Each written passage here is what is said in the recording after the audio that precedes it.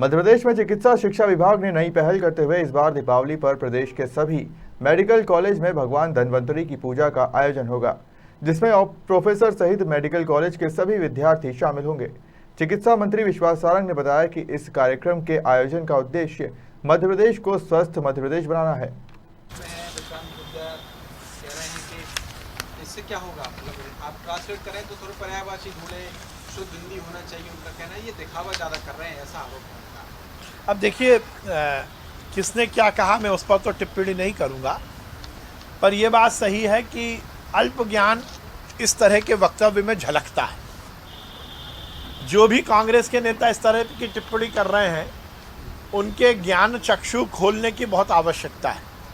दुनिया में किसी भी देश में जहां पर अपनी मातृभाषा में मेडिकल की पढ़ाई होती है, वहां भी जो टेक्निकल शब्द होते हैं वो उसी भाषा में होते हैं जो प्रचलन में है, और यही शायद सबसे व्यवहारिक पक्ष है।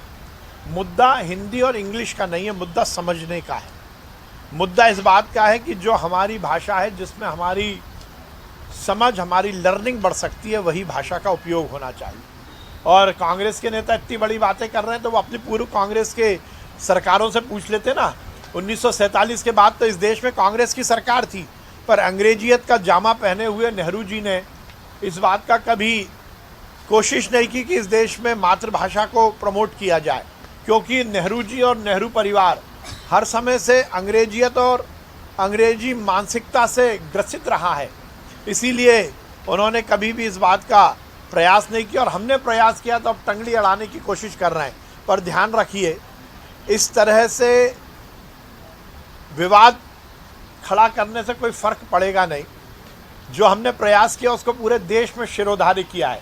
मुझे प्रसन्नता है कि 16 अक्टूबर के बाद आज 18 अक्टूबर तक जितने फ़ोन इस विषय में मेरे को बधाई के लिए आए, शायद किसी और विषय पर नहीं आए। दिन में 100 50 लोग रोज़ मुझे फ़ोन कर रहे हैं, देश के अलग अलग स्थानों से। बल्कि मैं आपको व्हाट्सएप मैसेज बताऊंगा, अमेरिका से मेरे पास मैसेज आया है। अमेरिका में बैठे हुए एक कोई मिस्टर खंडेलवाल है, उन्होंने मुझे वहाँ से व्हाट्सएप मैसेज किया है कि ये बहुत दूरगामी परिणाम देगा और हम बहुत बधाई देते हैं। तो हिंदी में मेडिकल की पढ़ाई ये देश में के भविष्य के, सुनहरे भविष्य के निर्धारण में बहुत बड़ी भूमिका का निर्वहन करेगी। ऐसे लोग बोलते रहें, उससे बहुत फ़र्क पड़ता नहीं है। भगवान धन्वंतरी की पूजा से हम अपने स्वास्थ्य और दूसरों के स्वास्थ्य की कामना करते हैं, स्वस्थ स्वास्थ्य की कामना करते हैं। इस बार हमने मध्य प्रदेश के मेडिकल एजुकेशन डिपार्टमेंट की ओर से ये निर्णय लिया है कि धनतेरस पर हम मध्य प्रदेश के सभी मेडिकल कॉलेज में भगवान धन्वंतरी की पूजा का कार्यक्रम रखेंगे, और हमारे सभी मेडिकल छात्र, हमारे सभी डॉक्टर्स और अस्पताल में जो मरीज़ हैं उनके परिजन मिलकर धन्वंतरी भगवान की पूजा करेंगे, और धन्वंतरी भगवान से ये प्रार्थना करेंगे कि मध्य प्रदेश के सभी लोग स्वस्थ रहें। हिंदू मान्यताओं के हिसाब से धन्वंतरी भगवान विष्णु भगवान का ही अवतार है, और धन्वंतरी भगवान की पूजा स्वास्थ्य लाभ के लिए ही की जाती है। इस कार्यक्रम के आयोजन के पीछे का उद्देश्य हमारा यही है कि हम मध्य प्रदेश को स्वस्थ मध्य प्रदेश बनाएं। स्कंद पुराण में भगवान धन्वंतरी के जन्म के बारे में यही बताया गया है कि उनका जन्म समुद्र मंथन में हुआ था, और वो जो कलश लेकर आए थे उसमें अमृत था और वो स्वास्थ्यवर्धक था। तो इसीलिए हमने ये निश्चय किया है कि हम हमारे मेडिकल कॉलेजेस में हर साल धनतेरस का पर्व धूमधाम से मनाएंगे। जिस प्रकार से इस देश की आज़ादी की लड़ाई में युवाओं को जोड़ने के लिए एक परंपरा शुरू हुई गणपति उत्सव की, अब हम ये सुनिश्चित करेंगे कि हर साल धनतेरस का पर्व हमारे मेडिकल कॉलेज में उत्साह के साथ मनाकर हम हमारे जो उत्सव की अब हम ये सुनिश्चित करेंगे कि हर साल धनतेरस का पर्व हमारे मेडिकल कॉलेज में उत्साह के साथ मनाकर हम हमारे जो युवा छात्र हैं वो हमारी संस्कृति से भी जुड़े, और जब वो लोगों का इलाज करें, मरीज़ों का इलाज करें, तो पूरी तन्मयता के साथ भगवान धन्वंतरी के आशीर्वाद से करें।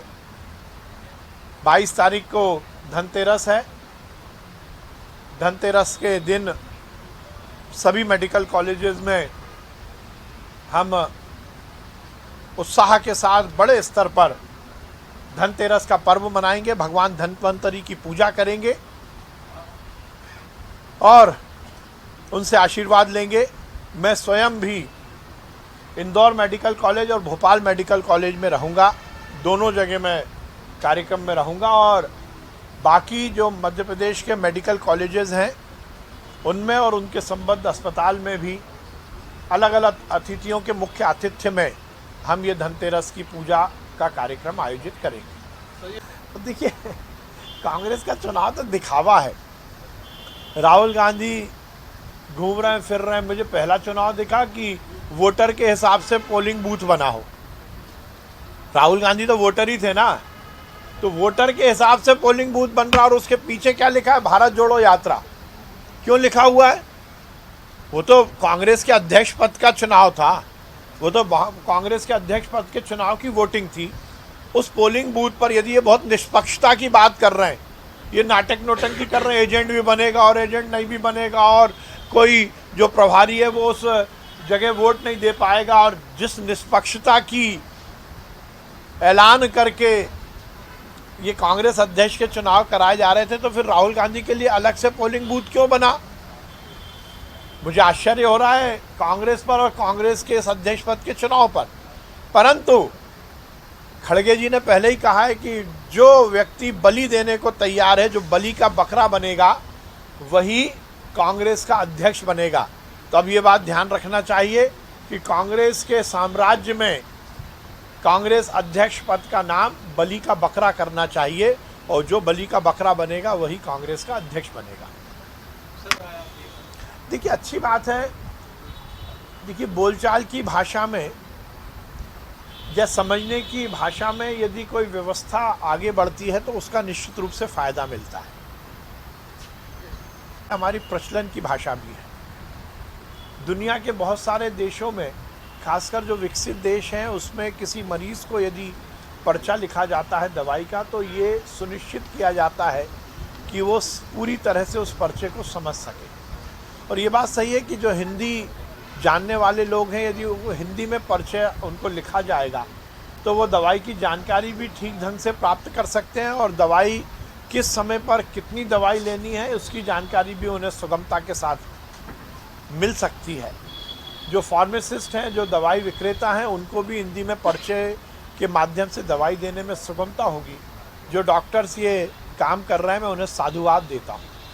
कांग्रेस में कल राष्ट्रीय देखिए, पहले से ही सरकार की ओर से दिशा निर्देश हैं कि चाहे वो डेंगू हो या और कोई सीजनल बीमारी हो, उसकी समुचित रोकथाम के प्रबंध किए जाएं, क्योंकि डेंगू आमतौर पर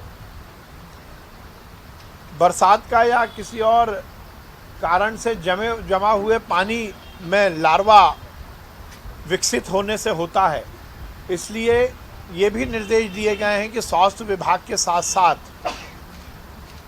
नगरीय निकाय विभाग और ग्रामीण विकास विभाग भी ये सुनिश्चित करे कि इस तरह का लार्वा कहीं डेवलप ना हो, और ये सुनिश्चित हो कि हर तरह के रोकथाम के इलाज भी हो, रोकथाम के प्रयास भी हो, जन जागरण भी हो और इलाज के भी समुचित इंतजाम किए जाएं। तो ये 50 से ज्यादा मरीज डेंगू के मरीज